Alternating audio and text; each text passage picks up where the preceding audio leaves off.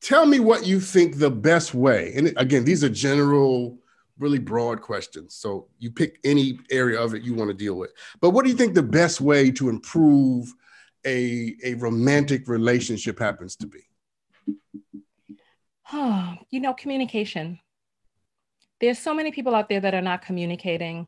And I think that, well, as a self-love specialist, I always feel that we have to be in a constant state of self-discovery and learning who it is that we are, developing who it is that we are.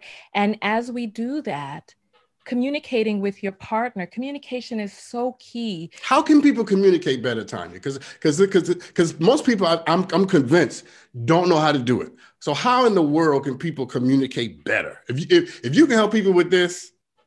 Well, you know what? I think it depends on what's stopping the communication. I find that a lot of people lie constantly and incessantly throughout the day inside their relationship, to themselves, to people that they talk to on the phone or pass by, that people lie constantly for strange reasons. Little things like someone calls you and they're like, "Oh, were you sleeping?" And what do you say? Right. People say, "No, I wouldn't sleep." Yeah, but why? And I think that, and it perpetuates itself, where things that are bothering us, do we even feel worthy of speaking up about the things that bother us? Or are we like, oh, I'm just going to ignore it? And so we lie about whether or not we're comfortable in our jobs, whether or not we're comfortable in our relationships, whether or not something troubled us, whether there are people who are lying to themselves about what type of food they want to eat. Right. Listen, I'm telling you, they're lying about. This is true. There are people out there who are vegetarians who really want to eat meat, and people who are eating meat who really want to be vegetarians. There are people who are not eating the types of foods that they like, living the type of lives that they like, working in jobs that they like, chasing their or finding their passions and living in that truth. There's so many of us. So we need to start communicating better with ourselves, allowing ourselves, if someone calls, "Are you sleeping?" "Yes, I was tired." Yes, I was sleeping, damn it. That's exactly what I was doing. That's what people do at this time of the morning. I know somebody who used to call people early in the morning to play power games. And one time they called me and I didn't answer the phone because, what the hell?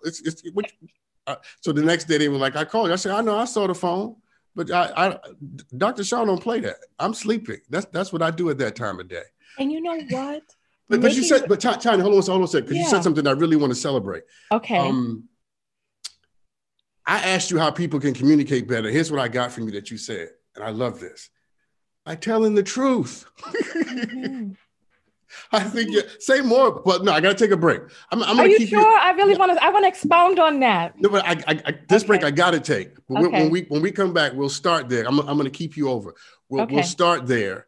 And then we'll see what happens next. So hold that thought, okay? Mm-hmm. But I love that notion. If you want to communicate better, stop lying. Let's take a break.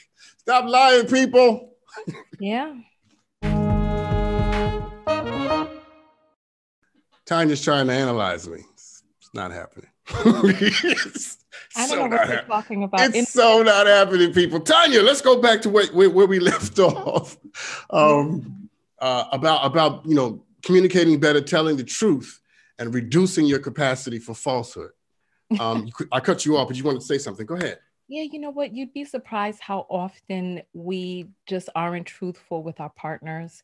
Little things like really having deep, truthful conversations. Like even if somebody asks you, "What's the matter?" and really having the emotional intelligence and the awareness to be able to communicate what's the matter and be open. See, what happens when you tell the truth, you are then open for other people's truths. And you allow, because one portion of it is we don't speak our truth to our partner and we don't allow our partners to speak their truth to us. That's and good. we have people who test the waters to kind of see how their partner would feel. Like we have people who are in long-term committed relationships who do not know what their partner's fantasy is. Wow. Say more about that, because everybody's listening now. Because, listen, I'm a life coach and I life coach people. And there are women who I speak to who just will not hear what their mate's fantasy is. There are men that I speak to who just will not hear because, you know, we have respectability politics and we have the virgin whore dictomy and we have so many different things. And we have people who will not sit and listen and allow their partners to speak the truth about what it is that they like romantically, physically, intimately. What happens to a relationship that's trapped in that cycle? You know, unfortunately, I would say most relationships are in cycles, different cycles of untruth, non-truth, and anti-truth. And it's stifling and it begins to erode the relationship. I read a book years ago called, I believe it was called The 20-Second Kiss, something along those lines. And it talked about how if something bothers you for more than 20 seconds, bring it up to your partner. And you'd be surprised when you have these little check-ins with your partner, schedule these check-ins with your partner to just really kind of say where it is that you are, see where it is that they are, because what ends up happening, just like this pandemic, I saw a post that said January, February, March, December. Right? This is how the year went, right? And there's so many of us who don't have these scheduled check-ins, even in family dynamics, like where you just check in with your kids, where you have your kids be able to check in with you, where you have your partner be able to check in with you and bring up anything and everything and have them mandatory family meetings, mandatory relationship meetings, where you open up the floor for dialogue. Yes. And you will see how your relationship flourishes because there's so many little things that we hold in. And what ends up happening is it compounds. And then the next thing you know, your intimacy drive, I know there's certain words we can't say on air, but your intimacy drive begins to we can say a lot of things, so go right ahead. Can we? Yeah. Okay. Well, your desire for your partner begins to dwindle and you start to have all of these, you know, you've heard of death by 1,000 cuts, right? Yes. You have all of these little things that slice you over and over and over again, these hurts that you experience that never get healed in your relationship and you don't bring them up. And then the next thing you know, your partner asks you if you want them to pass the chopsticks and you're hollering at them. Leave me alone, damn it. Yeah, and then you're laying there. How many of us have ever been in a situation where you're laying there and the sound of your partner breathing makes you sick to your stomach? You just want to go and listen. Exactly. Because there were things that just kept coming up that were not addressed. And I'm telling you, men and women, parents, and even children, yes, we've got to allow the space for people to communicate their truth to us. There's so many parents out there that don't know their own children. Yeah. Tanya, you said something that I think is so rich and so valuable, that people test your capacity for truth.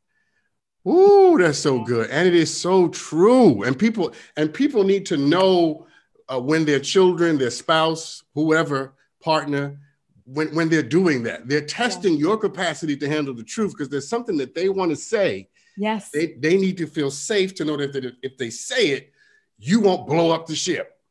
Yes, absolutely. So they test the waters, you know, they say, oh, look at that man there with those tight jeans and the flower on his, you know, in his hair, right? And when you start saying, oh, this person is a bato and you're going off, then they're like, oh, I know I can't tell them my truth. Right, yep. Or when you start talking about backdoor entry in a movie and a person's like, oh, that's dirty, that's a one-way street, oh, you're never gonna then they know they can't really bring that up, you know? Yeah, that's true. You're right. You are, what you're doing right now is really making all of us, you know, everybody, the viewers, everybody, really think about how we respond to what people are saying to us based upon what we have reconciled in ourselves. And again, that's what your book is about, self-love. Because if you're comfortable with who you are and what you have and what your journey, then hearing someone else's truth is not a threat to your situation.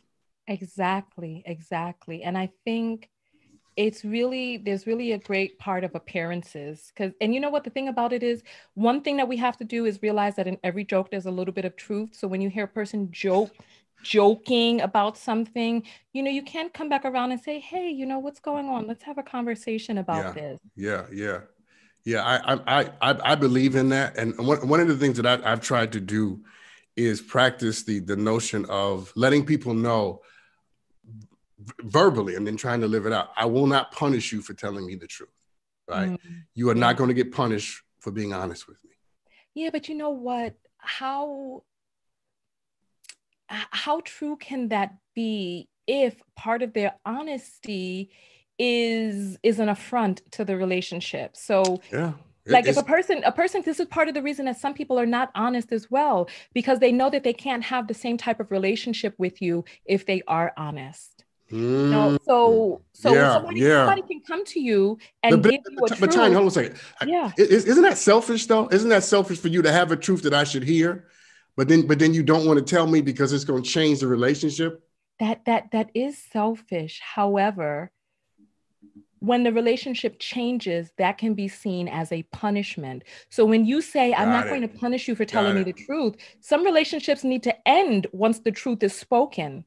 And that in and of itself could be seen as the punishment. You see what I'm saying? I got it. And in the other person's mind, what I think is not a punishment, maybe a punishment for them. Listen, I got to take a break. Okay. So I'm going to amend it and say to people, if you tell me the truth, I might punish your ass. That's your amendment. I'm just playing. Let's take a break.